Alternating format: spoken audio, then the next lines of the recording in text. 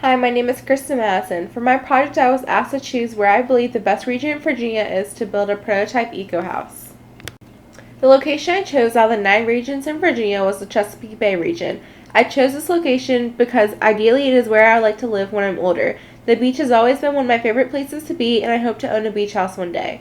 I also chose the Bay as my location to build an eco-house because the Bay is an area in most dire need of people practicing a sustainable lifestyle. The Chesapeake Bay is the largest estuary in the United States and is an incredibly complex ecosystem that includes important habitats and food webs.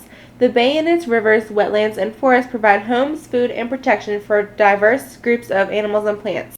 Fish of all types and sizes either live in the bay and its tributaries year-round or visit its waters as they migrate along the east coast. The bay is a great place to live and is the perfect place to start fixing our ecological footprint. The bay is notorious for having excessive amount of pollution, so starting to build eco-friendly houses here will drastically help improve not only the plants and animals' lives but ours as well. One reason the bay is full of pollution is because pollution from 6 states and DC gets carried from the rivers into the bay. Since there has been so much pollution in the bay, the EPA recently established the total maximum daily load, or the pollution diet, to restore clean water in the bay.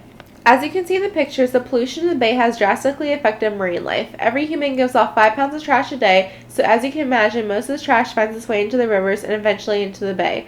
Plastics especially devastate marine life. One statistic shows that 9 out of 10 seabirds have plastic in their stomachs.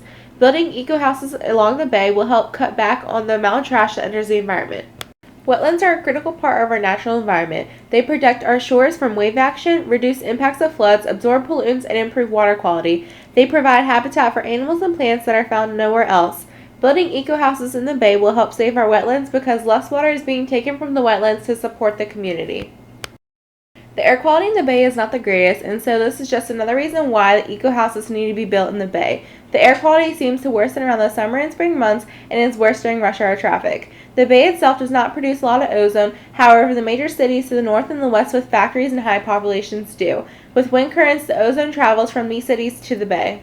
One source of alternative energy the bay should consider is wind energy. Wind energy is better for the environment than traditional coal, oil, and natural gas. It also has the ability to power more houses. One single turbine can generate power for over 500 homes. A popular way of collecting energy in Europe is placing wind turbines off the coast in the ocean. This practice would significantly help reduce carbon emissions.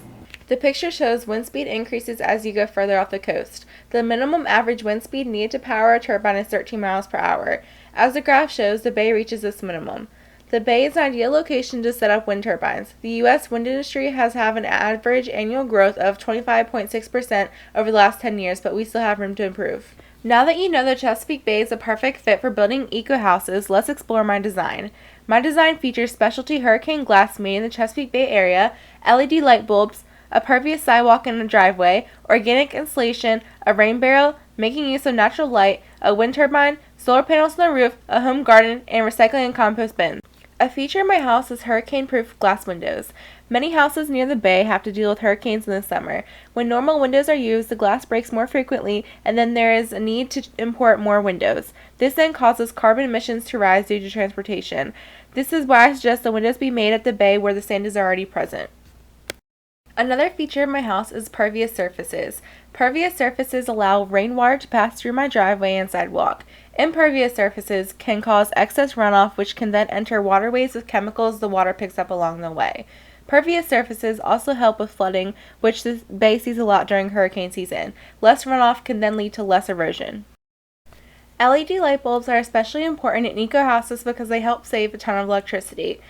LED lighting can help save up to 80% of electricity bill. LED lighting bulbs also average between 1,000 and 20,000 hours. This means lower maintenance and relamping costs. LED lights are also mercury-free and generates less heat. Most energy in a household is used for water heating, but solar energy can help heat water during the day. Solar energy is not only sustainable, it is renewable, and this means we will never run out of it. Using solar panels helps to slow and stop global warming, and it helps save you money. Putting PV solar panels on your roof is likely to save you tens of thousands of dollars. A rain barrel is an essential item for an eco-friendly house. A rain barrel can collect about 80% of the annual rain that falls on a roof. This water can then be used for watering plants or watering your lawn on a hot or dry day. Over 40% of household water use is on domestic irrigation. Recycling bins and compost bins also help reduce your personal ecological footprint. Composting is easy. All you have to do is put your leftover food in a bin and then use it later to help give your plants nutrients. Composting is great for sandy soil in the bay because it helps retain water and nutrients. Recycling is also easy and helps make sure less energy is used on making new materials. Installation helps your home maintain temperature and lower your heating and cooling bills. Choosing the right type of installation can make a huge difference on how much you spend heating and cooling your home per month. Organic green walls can reduce the temperature fluctuations at a wall surface from a range of 10 to 60 degrees to one of 5 to 30 degrees. Another feature of my eco house is using natural lighting. By using natural lights, there is less of a need to use light bulb energy. By simply using natural light, one can save not only a ton of money, but a ton of electricity. Even though natural light cannot be used during the night, even using it in the daytime can make a big difference. Even though there is not enough land space to have a garden at a house in the bay, there are still ways you can grow your own food. Tomato plants actually like to be hanged upside down and can be hung from a porch ceiling or even in your house. Many other types of plants can also be grown in pots. The benefit of growing your own food means that you'll most likely be saving money and you will be saving the gasoline that you would normally use to go to the store. Thank you for watching my presentation. I hope I have convinced you to build an eco house.